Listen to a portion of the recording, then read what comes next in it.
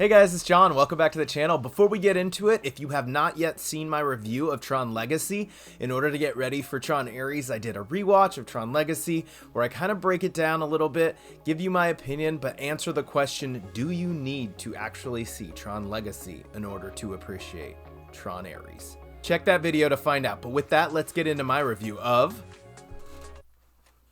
TRON ARES. A malfunctioning program who wants to live. Why is that? It's just a feeling. Fascinating.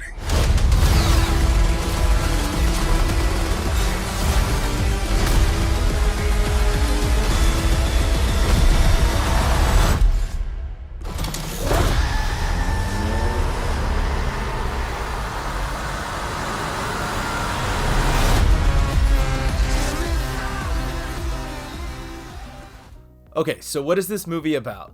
Well, TRON ARES takes place about 14 years after TRON Legacy, which makes a lot of sense considering it's almost about 14 years after TRON Legacy. But in a nutshell, mankind encounters an AI being for the first time when a highly sophisticated program, ARES, leaves the digital world for a dangerous mission in the real world. Of course, ARES being Jared Leto. Problems arise when ARES becomes more sentient, curious about our world, and begins to question his existence. This, of course, forces Evan Peters' character to take back control, elevate the stakes, and bring the grid to the real world. And with that out of the way, I want to say, you know what? I'm actually a fan of TRON. After seeing TRON Legacy again, I feel like I have more excitement for it now than I even did back then in 2010 when I watched it. I mean, it was fine. I remember enjoying it when I left the theater, but you know, I could take it or leave it. And that's actually partially due to the movie itself, but check out my review if you want to know more about that. But as for TRON ARES, you know what? I didn't know what to expect coming into this. Expectations were probably pretty low. I mean, let's face it, Jared Leto has not had the best track record. It's just a feeling. And I don't know, I'm so 50-50 on him. I've seen him where I'm like, you know what, he totally has the it factor. I mean, he's an Academy Award winning actor. For how many wins he's had, there's been a lot more stinkers. Something I do not understand. With that being said, I don't know if Jared Leto's performance is really knocking it out of the park here, but he is a lot better than I've seen him recently, and is a major upgrade from Garrett Hedlund. Are we really gonna do this again? I was really crossing my fingers on this. I really didn't know, but honestly, TRON ARES is such a spectacle. Like TRON Legacy, the one thing that this universe lends itself to is spectacle, is just looking so beautiful, awesome, just kind of getting you immersed in this sci-fi, cyberpunk digital world. And in TRON Legacy and the first TRON, you know, you're inside of the grid, you're experiencing it from that level. So naturally, the next course of action, and this was teased in TRON Legacy, is to bring the grid to our world, to bring those characters into our universe. And that's what this movie does. And I think it actually does it really well. It's so fun. It's very exciting. I love the original score and the original songs from TRON Legacy that were done by Daft Punk. I actually noted that as a highlight of that movie. Trent Reznor and Atticus Ross really nail it with this one as well.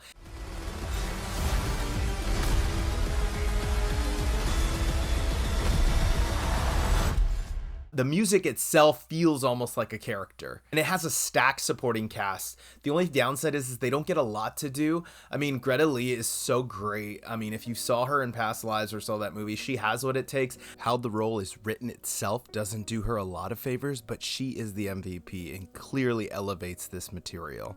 Evan Peters, if you're a fan of American Horror Story, I think he is so menacing in those and so dark. I can see why he was cast here. He has such a long track record and resume, and that he does bring that level of gravitas to this role, but once again, I feel like it was maybe a little lacking. We're not going there. They are coming here. I would like you to meet ARES. And that reminds me, spoiler alert, nobody from TRON Legacy comes back. Well, almost. Fascinating.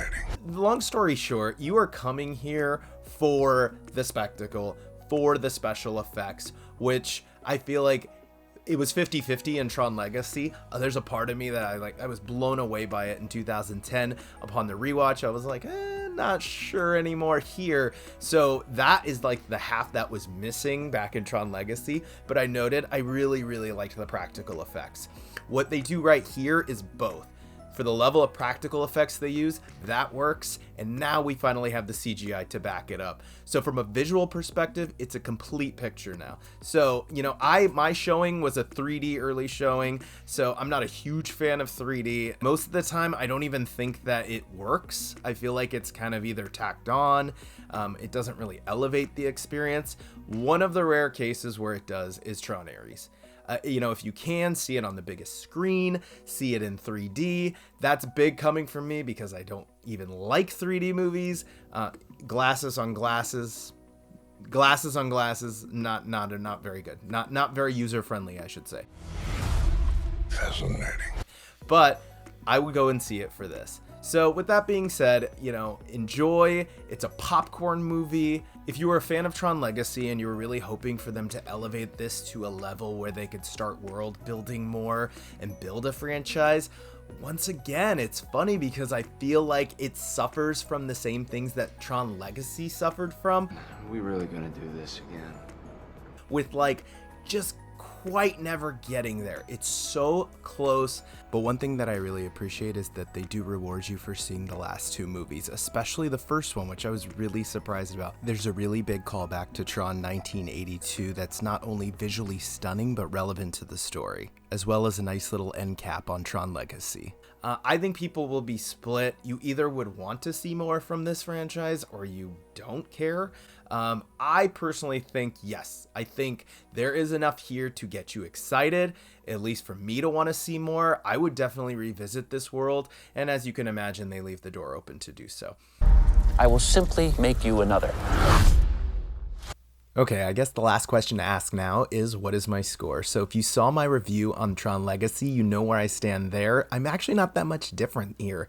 I would say this is like a 6.8. I really liked this. I thought it was really groundbreaking for how it looks in 3D and all of the special effects, and it's not that much different than Tron Legacy. You know what? I would probably even say a 6.9. You know, I enjoyed this a lot more than I thought I would. And I'm curious to see how it does and curious to see if other people feel the same way. And with that being said, are you a fan of Tron? Do you like Tron Legacy, Tron ARES? Do you like the legacy of Tron? Well, I guess that works too. Leave a comment below and let me know what you think. Like and subscribe. If you're a fan of Tron and you want to see more, I recently visited the Academy Museum in Los Angeles and there was an original Tron costume from 1982's Tron. Check out that video.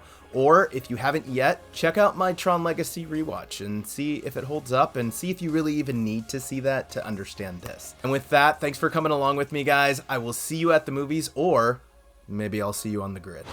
43 years later, back on the grid.